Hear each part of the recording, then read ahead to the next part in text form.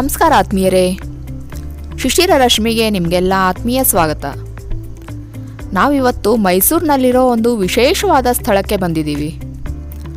ಇದರ ಹೆಸರು Mysuru art gallery ಅಂತ. ಇಲ್ಲಿ 2 ದಿನಗಳ ಕಾಲ ಖ್ಯಾತ ಛಾಯಾಗ್ರಾಹಕರಾದ ಶ್ರೀ ಅನುರಾಗ್ ಬಸವರಾಜ್ ಅವರ ಪ್ರಶಸ್ತಿ ಪಡೆದ ಆಯ್ದ ಛಾಯಾಚಿತ್ರಗಳ ಪ್ರದರ್ಶನ ಏರ್ಪಡಿಸಲಾಗಿದೆ. ಈ ಪ್ರದರ್ಶನ ನೋಡೋದಕ್ಕೆ ಅಂತ ನಾವಿಲ್ಲಿ ಬಂದಿದ್ದೀವಿ. ಬನ್ನಿ ಆತ್ಮೀಯರೇ, ಈ ವಿಶೇಷವಾದ ಛಾಯಾಚಿತ್ರ ಪ್ರದರ್ಶನನ ನೋಡೋಣ. ಹಾಗೆ ಅನುರಾಗ್ ಬಸವರಾಜ್ ಅವರಿಂದ ಅವರ ಈ ಪ್ರದರ್ಶನದಲ್ಲಿರೋ ಛಾಯಾಚಿತ್ರಗಳ ವಿಶೇಷತೆಗಳನ್ನು ತಿಳ್ಕೊಳ್ಳೋಣ. ಬನ್ನಿ ಆತ್ಮೀಯರೇ, ಈಗ ಮೈಸೂರು ಆರ್ಟ್ ಗ್ಯಾಲರಿಯ ಸ್ಥಾಪಕ ಅಧ್ಯಕ್ಷರಾದ ಶ್ರೀ ಎಲ್ ಶಿವಲಿಂಗಪ್ಪನವರು ಮೈಸೂರು ಆರ್ಟ್ ಗ್ಯಾಲರಿಯ ಬಗ್ಗೆ ಮತ್ತು ಇವತ್ತಿನ ಕಾರ್ಯಕ್ರಮದ ಬಗ್ಗೆ ಏನು ಹೇಳ್ತಾರೆ ಅಂತ ಅವರಿಂದಲೇ ಕೇಳಿ ತಿಳ್ಕೊಳ್ಳೋಣ. ಈ ಮೈಸೂರು ಆರ್ಟ್ ಗ್ಯಾಲರಿಯನ್ನು ಮಾಡ್ತಕ್ಕಂಥ ಉದ್ದೇಶ ಸಂಪೂರ್ಣವಾಗಿ ನಾನು ಬೆಂಗಳೂರು ಬಿಟ್ಟು ಮೈಸೂರಿಗೆ ಬಂದು ಸೆಟ್ಲಾದ ಮೇಲೆ ಸುಮಾರೊಂದು 2006ರಲ್ಲಿ ಇಲ್ಲಿ ಮೈಸೂರಿಗೆ ಬಂದ ಮೇಲೆ ನಾವು ಒಂದು ಗ್ಯಾಲರಿ ಕೂಡ ಸುಸಜ್ಜಿತವಾದಂಥ ಗ್ಯಾಲರಿ ಇಲ್ವಲ್ಲ ಅಂತಕ್ಕಂಥ ಸಂಕೋಚ ನನಗೆ ಸಾಕಷ್ಟು ಕಾಡ್ತು. ಯಾಕೆಂದರೆ ಬೆಂಗಳೂರಲ್ಲಿದ್ದಾಗ ಚಿತ್ರಕಲಾ ಪರಿಷತ್ತು ಮತ್ತು ಬೇರೆ ಬೇರೆ ಖಾಸಗಿ ಗ್ಯಾಲರಿಗಳು ಮತ್ತು ವೆಂಕಟಪ್ಪ ಆರ್ಟ್ ಗ್ಯಾಲರಿ ಇತ್ಯಾದಿಗಳೆಲ್ಲ ನೋಡಿ ಅಲ್ಲೆಲ್ಲ ದಿನವಹಿಯ ಪತ್ರಿಕೆಗಳಿಗೆ ಬರೀತಕ್ಕಂಥದ್ದು ಮತ್ತು ಮಾಧ್ಯಮಗಳಿಗೆಲ್ಲ ಕಲಾಕೃತಿ ಕುರಿತು ಬರತಕ್ಕಂಥದ್ದು ನನ್ನ ಹವ್ಯಾಸ. ಸುಮಾರು 40 ವರ್ಷಗಳನ್ನು ಮೇಲ್ಪಟ್ಟು ಆ ಕೆಲಸವನ್ನು ಮಾಡ್ಕೊಂಬಂದಿದ್ದೀನಿ. ಹಾಗಾಗಿ ಇಲ್ಲಿ ಅಂಥ ಒಂದು ಗ್ಯಾಲರಿ ಮೈಸೂರಲ್ಲಿ ಸಾಂಸ್ಕೃತಿಕ ನಗರ ಅಂತ ದಿನ ಬೆಳಗಾದರೂ ಹೇಳ್ತಾ ಇರ್ತಾರೆ, ಏನು ಇಲ್ವಲ್ಲ ಅಂಥೇಳಿ ಅದರ ಬಗ್ಗೆ ಸಾಕಷ್ಟು ಮಾಹಿತಿಯನ್ನು ಕಲೆಕ್ಟ್ ಮಾಡಲಿಕ್ಕೆ ಪ್ರಯತ್ನ ಪಟ್ಟೆ. ಆಮೇಲೆ ನಮ್ಮ ಏನು ಕಲಾಮದಲ್ಲಿರ್ತಕ್ಕಂಥ ಸುಚಿತ್ರ ಆರ್ಟ್ ಗ್ಯಾಲರಿ ಏನು ಇದೆಯಲ್ಲ, ಸುಚಿತ್ರ ಆರ್ಟ್ ಗ್ಯಾಲರಿ ಇದೆ ಅಂತ ಎಲ್ಲರೂ ಅದನ್ನು ಆ ಕಡೆ ಬೆಟ್ ಮಾಡಿ ತೋರಿಸಿಲ್ಲ. ನಾನು ಆ ಸುಚಿತ್ರ ಆರ್ಟ್ ಗ್ಯಾಲರಿ ಕೂಡ ಹೋಗಿ ನೋಡಿದೆ ಅದನ್ನೆಲ್ಲ ಸಂಪೂರ್ಣವಾಗಿ. ಅದು ಸುಚಿತ್ರ ಆರ್ಟ್ ಗ್ಯಾಲರಿ ಥರ ಇರಲಿಲ್ಲ. ಅದು ಬೇರೆ ಏನೋ ವ್ಯವಸ್ಥೆಗೆ ಸರ್ಕಾರದವರು ಅದನ್ನು ವ್ಯವಸ್ಥೆ ಇಟ್ಕೊಂಡಿದ್ದನ್ನು ಸುಮ್ಮನೆ ನಾಮಕಾವಸ್ಥೆ ಅದು ಈಚೆ ಇತ್ತದು. ಸೊ ಹಾಗಾಗಿ ಯಾವುದೇ ಗ್ಯಾಲರಿ ಮಾಡಲಿಕ್ಕೆ ಕೂಡ ಅವಕಾಶ ಇಲ್ಲ. ಹಾಗಾಗಿ ನಾನೇನು ಮಾಡಿದೆ ಅಂತಂದರೆ, ಇದು ಸುಮ್ಮನೆ ಬರೀ ನಾನು ಮಾತಾಡೋದು ಪ್ರಯೋಜನ ಇಲ್ಲ ಅಂಥೇಳಿ ಪತ್ರಿಕಾ ಮಾಧ್ಯಮಗಳು ಕರೆಸಿ ಒಂದಲ್ಲ ಅಂತ 2 ಸರಿ ಇಲ್ಲ 3 ಸರಿ ಅದನ್ನು ಪ್ರೆಸ್ ಮೀಟ್ ಮಾಡಿದೆ. ಪ್ರೆಸ್ ಮೀಟ್ ಮಾಡಿ ಅಂತ ತಿಳಿಸ್ದೆ. ಅದನ್ನು ಒಂದು 2 ತಿಂಗಳು 3 ತಿಂಗಳು ಬಿಟ್ಟುಕೊಂಡು ಪ್ರೆಸ್ ಮೀಟ್ ಮಾಡಿದೆ ಇಲ್ಲ ನಾನು ತಿಳಿಸ್ತಾ ಇಲ್ಲ ನಾನು. ಆದರೆ ಯಾರ ಗಮನ ಕೂಡ ಅದು ಹೋಗಲಿಲ್ಲ. ಅದಕ್ಕೆ ಜಾಗಗಳು ಸೂಚನೆ ಮಾಡಿದೆ, ನೀವು ಬರೀ ಪ್ರೆಸ್ ಮೀಟ್ ಮಾಡ್ಕೊಂಡು ಏನು ಪ್ರಯೋಜನ, ಎಲ್ಲಿ ಮಾಡಬೇಕು ಅಂತ ಹೇಳಿದ್ರು. ನಾನು ಟೌನಲ್ಲಿ ಹೇಳಿದೆ, ಮತ್ತು ಎಲ್ಲಿ ಜಾಗ ಖಾಲಿ ಇದೆಯೋ ಅಂಥ ಜಾಗ ಎಲ್ಲ ಮಾಡಿ ಅಲ್ಲಿ ಯಾಕೆ ಮಾಡಬಾರ್ದು, ಹೊಸ ಬಿಲ್ಡಿಂಗ್ ಕಟ್ಟಕ್ಕಂತೂ ದುಡ್ಡಿಲ್ಲ ನಿಮ್ಮಲ್ಲಿ, ಇರೋ ಬಿಲ್ಡಿಂಗೇ ಸಂಪೂರ್ಣವಾಗಿ ಆಲ್ಟರ್ನೇಟ್ ಮಾಡಿ ಯಾಕೆ ಮಾಡಬಾರ್ದು ಅಂತಕ್ಕಂಥ ಸಲಹೆ ಕೂಡ ಎಲ್ಲ ಮಾಡಿದೆ. ಆದರೆ ಅದು ಗೊತ್ತಿದೆಯಲ್ಲ, ಸರ್ಕಾರಕ್ಕೆ ಹೇಳ್ತಕ್ಕಂಥದ್ದು ಗೋರ್ಕಲ್ಲ ಮೇಲೆ ಮಳೆ ಹೋದಂಥ ಸರ್ಬಗ್ನ ಅಂಥೇಳಿ ಅದೇನು ಕೆಲಸ ಆಗಿಲ್ಲ. ಆಮೇಲೆ ಯೋಚನೆ ಮಾಡಿದೆ, ನಾನು ಹೇಗಿದ್ರು ಮನೆ ಮೇಲ್ಗಡೆ ವಾಸ ಇದ್ದೀನಿ, ನಾನು ಇಲ್ಲಿ ಕೆಳಗಡೆ ಸೆಲ್ಲರ್ ಇತ್ತು. ಇಲ್ಲಿ ಆ ಸೆಲ್ಲರ್ ನಾನು ನನ್ನ ಲೈಬ್ರರಿ ಮಾಡ್ಕೊಂಡಿದ್ದೆ, ಯಾಕೆ ನಾನು ಸ್ವಲ್ಪ ಬರೆಯತಕ್ಕಂಥ ಹವ್ಯಾಸ ಇದ್ದರಿಂದ. ಸೊ ಇದನ್ನೇ ಲೈಬ್ರರಿ ಸಂಪೂರ್ಣ ಏನು ಮಾಡಿದೆ ಅಂತಂದರೆ ಬೈಫರ್ಕೇಟ್ ಮಾಡಿಬಿಟ್ಟು ಒಂದು ಹಾಲ್ ಮಾಡಿ ಸಂಪೂರ್ಣವಾಗಿ ಅದಕ್ಕೆ ತಕ್ಕಂತೆ ಏನು ಆರ್ಟ್ ಗ್ಯಾಲರಿಗೆ ಏನೇನು ಬೇಕೋ ಆ ರೀತಿ ಅಂಥ ಸೌಲಭ್ಯಗಳನ್ನ ಲೈಟು ಮತ್ತೊಂದು ಎಲ್ಲ ವ್ಯವಸ್ಥೆ ಮಾಡಿ ಅದಕ್ಕೆ ಮತ್ತು ಎಲ್ಲ ಬುಕ್ಸ್ಗಳನ್ನು ಹಾಕಿ ಎಲ್ಲ ರೆಡಿ ಮಾಡಿ. ಇಲ್ಲಿ ವಿಶೇಷ ಇರುತ್ತೆ ಅಂದರೆ, ಯಾರೇ ಬೇಕಾದ್ರೂ ಒಂದು ಎಕ್ಸಿಬಿಷನ್ ಮಾಡಲಿ ಫ್ರೀ, ನಾವು ಯಾವ ಲೈಟ್ ಚಾರ್ಜ್ ಕೂಡ ತೊಗೊಳ್ಳೋದಿಲ್ಲ. ಅಥವಾ ಒಂದು ಪುಸ್ತಕ ಬಿಡುಗಡೆ ಸಮಾರಂಭ, ಒಟ್ಟಿನಲ್ಲಿ ಸಾಂಸ್ಕೃತಿಕವಾಗಿರ್ತಕ್ಕಂಥ ಕಾರ್ಯಕ್ರಮ ಯಾರೇ ಮಾಡಲಿ ಒಟ್ಟಿನಲ್ಲಿ, ಸೊ ಯಾರು ಮಾಡಿದ್ರು ಕೂಡ 100% ಫ್ರೀ ಆಗಿ ಕೊಡ್ತೀನಿ ಅದನ್ನು, ಯಾರು ಬೇಕಾದ್ರೂ ಮಾಡೋದು. ಹಾಗಾಗಿ ನಿರಂತರವಾಗಿ ಇಲ್ಲಿ ಒಂದಲ್ಲ ಒಂದು ಕಾರ್ಯಕ್ರಮ ಪ್ರತಿ ತಿಂಗಳು ನಡೀತಾ ಇರ್ತವೆ. ಆಮೇಲೆ ನಾನೇನು ಯೋಚನೆ ಮಾಡಿದೆ ಅಂದರೆ, ಅನೇಕ ಜನ ಕಲಾವಿದರು ಹೆಚ್ಚು ಪ್ರಚಾರ ಇಲ್ದಿರ್ತಕ್ಕಂಥ ಜನ ನಮ್ಮಲ್ಲಿ ಇದ್ದಾರೆ. ಎಲ್ಲನೇ ಯಾರೋ ಕೆಲವರಿಗೆ ಪ್ರಚಾರ ಬಂದಿರ್ತದೆ, ಅವ್ರು ಮೇಲಿಂದ ಮೇಲೆ ಅವರವರಿಗೆ ಆಗ್ತಾ ಇರ್ತಾರೆ, ಮತ್ತು ಬೇರೆ ಗೊತ್ತಾಗೋದೇ ಇಲ್ಲ. ಈ ಒಂದು ದೃಷ್ಟಿ ಇಟ್ಕೊಂಡು ಏನು ಮಾಡಿದೆ ಅಂತಂದರೆ, ಹೆಚ್ಚು ಪ್ರಚಾರ ಇಲ್ದಿರ್ತಕ್ಕಂಥ ಜನಗಳನ್ನೇ ಮಾಡಬೇಕು ಅನ್ನೋ ಉದ್ದೇಶ ಇಟ್ಕೊಂಡು ಅದನ್ನು 2008ರಲ್ಲಿ ನಾನು ಅದನ್ನು ಕೆಲಸ ಪ್ರಾರಂಭ ಮಾಡಿದೆ. ಆ 2008ರಲ್ಲಿ ಪ್ರಾರಂಭ ಮಾಡಿದ್ಮೇಲೆ ಪ್ರತಿ ತಿಂಗಳು ಒಂದು ದಿವಸ ಗೊತ್ತು ಮಾಡಬೇಕು ಅಂತೇಳಿ ಸೆಕೆಂಡ್ ಸಾಟರ್ಡೆ ಅಂತೇಳಿ ನಿಗದಿ ಮಾಡೋದು. ಸೊ ಸೆಕೆಂಡ್ ಸಾಟರ್ಡೆ ಬೆಳಗ್ಗೆ 11 ಗಂಟೆ ಪ್ರಾರಂಭ ಮಾಡಿದರೆ 1 ಗಂಟೆ ಒಳಗೆ ಕಾರ್ಯಕ್ರಮ ಪೂರೈಸ್ಬಿಡ್ತೀವಿ. ಅದು ರೆಗ್ಯುಲರ್ ಮಾಡ್ಕೊಂಡು ಅದಷ್ಟೊಂದಾಗಲೇ 100 ಕಾರ್ಯಕ್ರಮ ದಾಟಬೇಕಾಗಿದೆ ನಮ್ಮದು.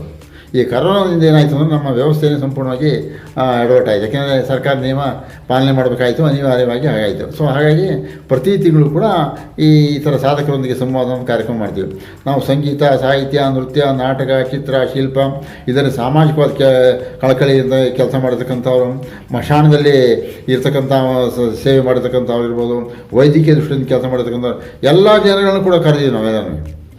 ಅಂದರೆ ಅವರಾಗಿದ್ದವರು ಇಂಥ ನಮ್ಮನ್ನು ಗೌರವಿಸ್ತಾರೆ ಅಂತಕ್ಕಂಥದ್ದು ಅವ್ರಿಗೆ ಗೊತ್ತಿರೋದಿಲ್ಲ.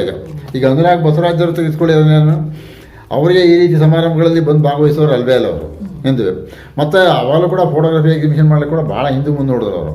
ಇಲ್ಲ ಅದು ನಾವು ಹೇಳೋದು ನೀವು ಆ ರೀತಿ ಅಲ್ಲ, ಅನುರಾಗ್ ಬಸವರಾಜ್ ಮಾತ್ರ ಮುಖ್ಯ ಅಲ್ಲ ನಮಗೆ, ನೀವು ಫೋಟೋಗ್ರಾಫರ್ ಅನ್ನೋದು ಭಾಳ ಮುಖ್ಯ, ಆ ದೃಷ್ಟಿಯಿಂದ ನೀವು ಫೋಟೋಗ್ರಫಿ ಕಳಿಸ್ಕೊಡ್ಬೇಕು ಅಂತೇಳಿ ಆಮೇಲೆ ಬರೀ ಫೋಟೋಗ್ರಫಿ ತಂದು ಕೊಟ್ಟರು. ನಾವೆಲ್ಲ ನಮ್ಮದೇ ಫ್ರೇಮ್ಸ್ ಇವೆಲ್ಲ, ಸೊ ಇವೆಲ್ಲ ಹಾಕಿ ವ್ಯವಸ್ಥೆ ಮಾಡಿಕೊಟ್ರೆ ಎಲ್ಲ ಎಕ್ಸಿಬಿಟ್ ಮಾಡಿದ್ರು.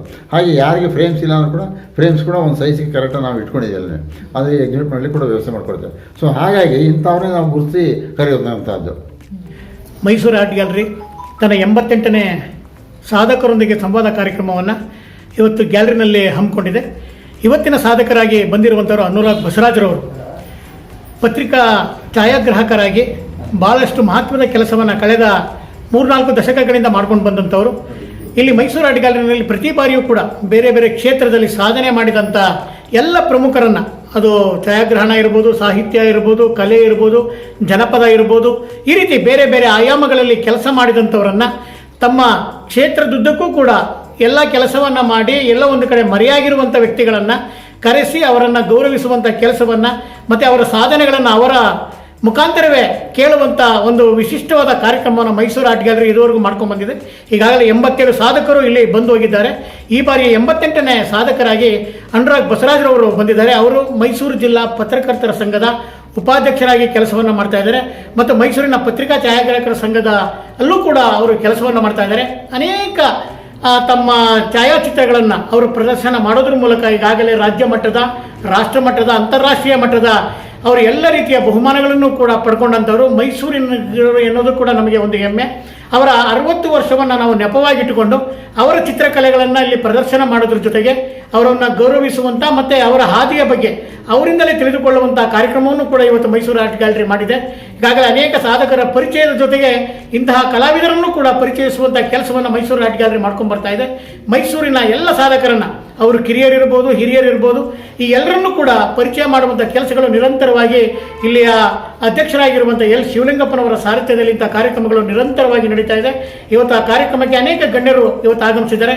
ಮೈಸೂರು ಜಿಲ್ಲಾ ಪತ್ರಕರ್ತರ ಸಂಘದ ಅಧ್ಯಕ್ಷರಾಗಿರುವಂಥ ಮೈಸೂರು ಮಿತ್ರ ಪತ್ರಿಕೆ ಹಿರಿಯ ವರದಿಗಾರರಾಗಿರುವಂಥ ರವಿಕುಮಾರ್ ಅವರು, ಮತ್ತು ಹಿರಿಯ ಪತ್ರಿಕಾ ಛಾಯಾಗ್ರಾಹಕ ಆಗಿರುವಂಥ ಪ್ರಗತಿ ಗೋಪಾಲಕೃಷ್ಣರವರು, ಮತ್ತು ಉದಯವಾಣಿ ಪತ್ರಿಕೆಯ ಸಂಪಾದಕರಾಗಿರುವಂಥ ನಮ್ಮ ದೊಡ್ಡುಂಡಿ ರಾಜಣ್ಣನವರು, ಮತ್ತು ಹಿರಿಯ ಹೋರಾಟಗಾರರಾಗಿರುವಂಥ ಮೂಗು ನಂಜುನಸ್ವಾಮಿಯವರು, ಅನೇಕ ಗಣ್ಯರು ಈ ಕಾರ್ಯಕ್ರಮದಲ್ಲಿ ಆಗಮಿಸಿ ಈ ಕಾರ್ಯಕ್ರಮಕ್ಕೆ ಶುಭವನ್ನು ಕೋರೋದ್ರ ಜೊತೆಗೆ ಈ ಕಾರ್ಯಕ್ರಮದ ಯಶಸ್ಸಿಗೆ ಅವರೆಲ್ಲರೂ ಕೂಡ ಕಾರಣರಾಗಿದ್ದಾರೆ. ಈಗಾಗಲೇ ಹೇಳಿದ ಹಾಗೆ 87 ಸಾಧಕರು ಕೂಡ ಬಹಳ ವಿಶಿಷ್ಟವಾದಂಥ ತಮ್ಮ ಕ್ಷೇತ್ರದಲ್ಲಿ ಮಾಡಿದಂಥ ಸಾಧನೆಗಳನ್ನು ಬೆಳಕಿಗೆ ತರುವಂಥ ಕೆಲಸವನ್ನು ಕೂಡ ಮೈಸೂರು ಆರ್ಟ್ ಗ್ಯಾಲರಿ ಮಾಡಿದೆ.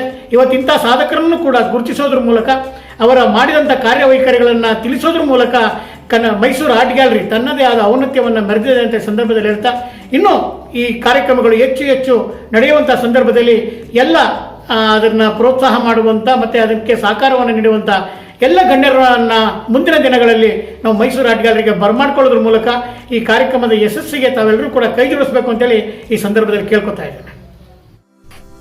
ಆತ್ಮೀಯರೇ, ಅನುರಾಗ್ ಬಸವರಾಜ್ ಅವರು ಕನ್ನಡಪ್ರಭ ಪತ್ರಿಕೆಯಲ್ಲಿ ಛಾಯಾಗ್ರಾಹಕರಾಗಿ ಸೇವೆ ಸಲ್ಲಿಸುತ್ತಿದ್ದಾರೆ. 2004ರಲ್ಲಿ ಇವರು ಮೈಸೂರು ಜಿಲ್ಲಾ ಪತ್ರಿಕಾ ಸಂಘದ ಅತ್ಯುತ್ತಮ ಛಾಯಾಗ್ರಾಹಕ ಎಂಬ ಹೆಗ್ಗಳಿಕೆಗೆ ಪಾತ್ರರಾದವರು. ಇವರು ಇದುವರೆಗೂ ರಾಜ್ಯ, ರಾಷ್ಟ್ರ ಮತ್ತು ಅಂತಾರಾಷ್ಟ್ರೀಯ ಮಟ್ಟದ ಸ್ಪರ್ಧೆಗಳಲ್ಲಿ ಭಾಗವಹಿಸಿ 14 ಪದಕಗಳನ್ನು ಗಳಿಸಿದ್ದಾರೆ. Wild life photographer of India ಮತ್ತು ಫೋಟೋಗ್ರಫಿ ಸೊಸೈಟಿ ಆಫ್ ಅಮೆರಿಕಾ ಈ ಎರಡೂ ಸಂಸ್ಥೆಗಳ ಸಂಯುಕ್ತಾಶ್ರಯದಲ್ಲಿ 6 ರಾಜ್ಯಗಳಲ್ಲಿ ನಡೆದ ಅಂತಾರಾಷ್ಟ್ರೀಯ ಸ್ಪರ್ಧೆಗಳಲ್ಲಿ ಭಾಗವಹಿಸಿ 5 ಚಿನ್ನದ ಪದಕಗಳನ್ನು ಇವರು ಗಳಿಸಿದ್ದಾರೆ. ಇದು ಇವರ ಕಲಾ ನೈಪುಣ್ಯತೆಗೆ ಸಾಕ್ಷಿ ಅಂತ ಹೇಳಬಹುದು. ಬನ್ನಿ ಆತ್ಮೀಯರೇ, ಅನುರಾಗ್ ಬಸವರಾಜ್ ಅವರನ್ನ ಮಾತಾಡಿಸ್ತಾ ಇವತ್ತಿನ ಪ್ರದರ್ಶನದಲ್ಲಿರೋ ಛಾಯಾಚಿತ್ರಗಳ ವಿಶೇಷತೆಗಳ ಬಗ್ಗೆ ತಿಳ್ಕೊಳ್ಳೋಣ. ಸರ್ ನಮಸ್ಕಾರ. ನಮಸ್ಕಾರ. ಶಿಶಿರ್ ರಶ್ಮಿ ಚಾನಲ್ಗೆ ತಮಗೆ ಆತ್ಮೀಯವಾದ ಸ್ವಾಗತ. ಇವತ್ತು ನಾವು ಈ ಮೈಸೂರು ಆರ್ಟ್ ಗ್ಯಾಲರಿಯಲ್ಲಿ ತಮ್ಮ ಕಲಾಕೃತಿಗಳ ಪ್ರದರ್ಶನ ಇದೆ ಅಂತೇಳಿ ನಾವು ತಿಳ್ಕೊಪಟ್ವಿ. ಹೀಗಾಗಿ ಈ ಛಾಯಾಚಿತ್ರಗಳ ಪ್ರದರ್ಶನದ ಬಗ್ಗೆ ಒಂದಿಷ್ಟು ಮಾಹಿತಿಗಳನ್ನು ನಾವು ನಿಮ್ಮಿಂದ ಪಡ್ಕೊಳ್ಳೋದಕ್ಕೆ ಇಚ್ಛಿಸ್ತೇವೆ. ದಯವಿಟ್ಟು ನಿಮ್ಮ ಛಾಯಾಚಿತ್ರಗಳ ಬಗೆಗೆ ಒಂದಿಷ್ಟು ಮಾಹಿತಿಯನ್ನು ಕೊಡಬೇಕಾಗಿ ತಮ್ಮಲ್ಲಿ ಕೇಳ್ಕೊಳ್ತೇನೆ. ನನ್ನ ಹೆಸರು ಅನುರಾಗ್ ಬಸವರಾಜ್ ಅಂತ. ನಾನು ಪ್ರಸ್ತುತ ಈಗ ಕನ್ನಡಪ್ರಭದಲ್ಲಿ ಛಾಯಾಗ್ರಾಹಕರಾಗಿದ್ದೀನಿ. ನನಗೆ ವೈಲ್ಡ್ ಲೈಫ್ ಬಗ್ಗೆ ಸಿಕ್ಕಾಪಟ್ಟೆ ಇಂಟ್ರೆಸ್ಟ್ ಇರೋದ್ರಿಂದ ನನಗೆ ಫ್ರೀ ಆದಾಗೆಲ್ಲ ಈ ಥರ ಕಾಡ್ಗೆಲ್ಲ ಹೋಗ್ತಾ ಇರ್ತೀನಿ. ಅದ್ರಲ್ಲಿ ಕೆಲವು ಮಾತ್ರ ತುಂಬ ಚಿತ್ರ ಇದೆ. ಅದು ಇವತ್ತು ಸ್ವಲ್ಪ ಜಾಗ ಇಕ್ಕಾದ್ರಿಂದ ಸ್ವಲ್ಪ ಚಿತ್ರಗಳನ್ನ ಮಾತ್ರ ಇಲ್ಲಿ ಪ್ರದರ್ಶನ ಕೊಟ್ಟಿದ್ದೀನಿ. ಬನ್ನಿ ಇಲ್ಲಿ ನೋಡ್ಬೋದು ನೀವು. ಇದು ಎಲಿಫೆಂಟು, ಜಿಂಕೆ, ಇದು ನಾನು ನಾಗರಹೊಳೆಯಲ್ಲಿ ತೆಗೆದಂಥ ಚಿತ್ರ. ಹಾಗೆ ಇಲ್ಲಿ ಬಂದರೆ ಇದು ನುಗ್ಗುನಳ್ಳಿ ಅಂತ, ಇದು ವೈಟ್ ಕಿಂಗ್ ಫಿಶರ್ ಅಂತ ಆ್ಯಕ್ಷನ್ ಇದೆ ನೋಡಿ, ಅದು ಲ್ಯಾಂಡ್ ಆಗಿ ಮರಿಗೋಸ್ಕರವಾಗಿ ಫಿಶ್ ಕೊಡೋಕ್ಕೋಸ್ಕರ ಅಲ್ಲಿ ಬಂದಿದೆ. ಇಲ್ಲಿ ಬಂದು ಇದು ತುಮಕೂರು ಡಿಸ್ಟಿಕ್ ಮಧುಗಿರಿ ಅಂತ ಬ್ಲ್ಯಾಕ್ ಬಗ್ ಅಂತ ಇದು ಜಂಪ್ ಆಗಿದೆ. ಇದು ಫ್ಯಾಕ್ಟ್ಸ್ ಆಫ್ ಸೆಕೆಂಡಲ್ಲಿ ತೆಗೆಯೋದೇ ಕಷ್ಟ ಇದೆ. ನಾವು ಸಿಕ್ಕಾಪಟ್ಟೆ ಶೈ ಆ್ಯನಿಮಲ್ ಅದು. ಆ ಮೂಮೆಂಟ್ ಒಂದು ಕ್ಯಾಪ್ಚರ್ ಮಾಡಿದ್ದೀನಿ, ಅದಕ್ಕೂ ರಾಷ್ಟ್ರಮಟ್ಟದಲ್ಲಿ ಪ್ರಶಸ್ತಿ ಬಂದಿದೆ. ಇದು ಟೈಗರು ಅಂತ ನಮ್ಮ ದಮ್ಮನಕಟ್ಟೆಯಲ್ಲಿ ತೆಗೆದಿದ್ದೀನಿ, ಕಾಕನಕೋಟೆ ಫಾರೆಸ್ಟಲ್ಲಿ. ಇದಕ್ಕೂ ಒಂದು 20-25 ಅಂತಾರಾಷ್ಟ್ರೀಯ ಪ್ರಶಸ್ತಿ ಬಂದಿದೆ. ಇದೂ ಅಷ್ಟೇ, ನಾನು ತುಂಬ ರೇರು ಸಿಕ್ಕಿದೆ. ಇದು ಅಷ್ಟೇ, ನಮ್ಗೆ ಎಲಿಫೆಂಟ್ಸ್ಗಳು ಯಾರೋ ಇದಕ್ಕೆ ಅವರ ಕಬ್ಬನ್ ಗದ್ದೆ ನಿಂತಾಗ ಕರೆಂಟ್ ಹೊಡೆದು ಸತ್ತೋಗಿತಾವೆ, ನೀರಲ್ಲಿ ಬಿದ್ದಿದ್ದನ್ನ ಎತ್ತಕ್ಕಾಗದೆ ಕ್ರೈನ್ ಮುಖಾಂತರ ತೆಗಿತಾ ಇರೋದು. ಇದು HD ಕೋಟೆ ಹತ್ರ. ಇದು ಝೂದೊಂದು ಫ್ಯಾಮಿಲಿ ಫೋಟೋ. ಇದು ಸನ್ಸೆಟ್ಟು. ಇದು ಅಷ್ಟೇ ರಿವರ್ಟನ್ ಅಂತ ಲ್ಯಾಂಡಿಂಗ್ ಆಗ್ತಾ ಇರೋದು, ಮೇಟಿಂಗ್ ಫೋಟೋಸ್. ಇದು ನಮ್ಮ ಗ್ರಾಮೀಣ ಬದುಕು, ಜನ ಕೆಲಸ ಮುಗಿಸಿ ಅವ್ರ ಮನೆಗೆ ಹೋಗ್ತಾ ಇರೋದು. ಒಂದು ಇಳಿ ಸಂಜೆ ವಯಸ್ಸು. ಇದು ಸರ್ಫೆಂಟ್ ಈಗಲ್ ಅಂತ, ತನ್ನ ಆಹಾರಕ್ಕಾಗಿ ಹಾವನ್ನೇ ಬಾಯಿಗೆ ಇಟ್ಕೊಂಡಿದೆ ನೋಡಿ, ಹಾವನ್ನೇ ಅದಕ್ಕೆ ಸರ್ಫೆಂಟ್ ಈಗಲ್ ಅಂತ ಕರೀತಾರೆ. ಇದು ಪೀಕಾಕು ರಂಗನ ತಿಟ್ಟನ್ನು ತೆಗೆದಿರೋದು. ನೆಕ್ಸ್ಟು ಇದು ಬಂದರೆ ಕಿಂಗ್ ಫಿಶರು, ಮೀನನ್ನು ಹಿಡಿದು ಸಾಯಿಸಿ ಅದನ್ನ ಉಲ್ಟಾ ಮಾಡಿ ಕೊನೆಗೆ ಮರಿಗೆ ತಗೊಂಡು ಹೋಗೋಕೆ ಕೂತಿದೆ. ಇದು ಮಾನ್ಯ ಮುಖ್ಯಮಂತ್ರಿಗಳು ಸೈಕಲ್ ವಿತರಣೆ ಸಮಾರಂಭ, ಸೈಕಲ್ ಹೊಡೆಯೋ ಮುಖಾಂತರನೇ ವಿದ್ಯಾರ್ಥಿಗಳಿಗೆ ಸೈಕಲ್ ವಿತರಣೆ ಮಾಡ್ತಾರಂಥ ದೃಶ್ಯ. ಇದು ನೋಡಿ ಸ್ಟ್ರೀಟ್ ಲೈಫು. ಆ ಮಗುನ ತನ್ನ ದೈನಂದಿನ ಜೀವನಕ್ಕೋಸ್ಕರಾಗಿ ಆಕೆ ಪೇಂಟ್ ಮಾಡಿ ಮಗುನ ಒಳಗಡೆ ಮಲಗಿಸಿದೆ. ಇದು ರಸ್ತೆ ಬದಿಲಿ. ಇದು ಜಲ್ಲಿಕಟ್ಟು ಅಂತ ಮಧುರೈನಲ್ಲಿ ನಡೆಯುತ್ತದೆ ವರ್ಷಕ್ಕೊಂದ್ಸಲಿ. ಲಾಸ್ಟ್ ಇಯರ್ ತೆಗೆದಿರೋಂಥ ಫೋಟೋಸ್. ಅದು ತುಂಬ ಟಫ್ ಗೇಮ್ ಅದು. ಹಾಂ ಸರ್, ಇದಕ್ಕೆ ಅವಾರ್ಡ್ ಬಂದಿದೆ ಸರ್. ಇದಕ್ಕೂ ಇದೇ ಫೋಟೋ, ಇದೇ ಇವೆಂಟಲ್ಲಿ ಇನ್ನೊಂದು ಫೋಟೋಸ್ ಇದೆ. ಹಾಂ ಸರ್, ಅದು ಅದೇ ಬೇರೆ. ಅದು ದಸರಾದಲ್ಲಿ ಮೊದಲನೇ ಮಗುವನ್ನು ಬಂದಿದೆ. ಇದು ಕಾಡು ನೋಡಿ, ಫ್ಯಾಮಿಲಿ. ಟೈಗರ್ ಒಂದು ನೋಡೋದೇ ಕಷ್ಟ, ಮರಿಗಳ ಸಮೇತ ಸಿಗುತ್ತೆ. ಇದು ನಮ್ಮದು ದಸರಾದಲ್ಲಿ ಸೇರೋ ಜನ. ದಸರಾದಲ್ಲಿ ಮೆಂಬರ್ಗೆ ಹೋಗ್ತಾ ಇರೋದು. ಇದು ನೋಡಿ ಟೈಗರು, ಈ ಕಡೆ ಪೀಕಾಕು. ಇದೆಲ್ಲ ನಿಮಗೆ ಸಿಗೋದಿಲ್ಲ. ಇದಂತೂ ತುಂಬಾ ಅಪರೂಪ, ಈ ಥರ ಫೋಟೋ ನಾವೆಲ್ಲೂ ನೋಡಿಲ್ಲ. ಇದು ರೆಡ್ ಮುನಿಯಾ ಅಂತ, ಮೇಲು ಫೀಮೇಲು ನೆಸ್ಟಿಂಗ್ ಮಾಡ್ತಾ ಇರೋದು. ಇದು ಕೋವಿಡ್ ಸಂದರ್ಭದಲ್ಲಿ ಆತಂಗೆ ಗೊತ್ತಿಲ್ಲ ನಾವು ತೆಗ್ದಿರೋದು. ಎಲ್ಲರಿಗೂ ನಿಂತ್ಕೊಂಡು ನಾನು ತೆಗ್ದೆ. ಕೋವಿಡ್ ಟೈಮಲ್ಲಿ ರಾತ್ರಿ ಎಷ್ಟೋ ಟೈಮ್ ಇದೆ ನೋಡಿ, ಜನನೇ ಓಡಾಡ್ತಿದ್ರು, ನಾವೇ ಓಡಾಡ್ತಿದ್ವಿ. ಕೋವಿಡ್ ಟೈಮಲ್ಲಿ ತೆಗ್ದಂಥ ಚಿತ್ರ ದೊಡ್ಡ ಗಡಿಯಾರ. ಇನ್ನೂ ಸಾಕಷ್ಟು ಫೋಟೋಗಳಿದೆ.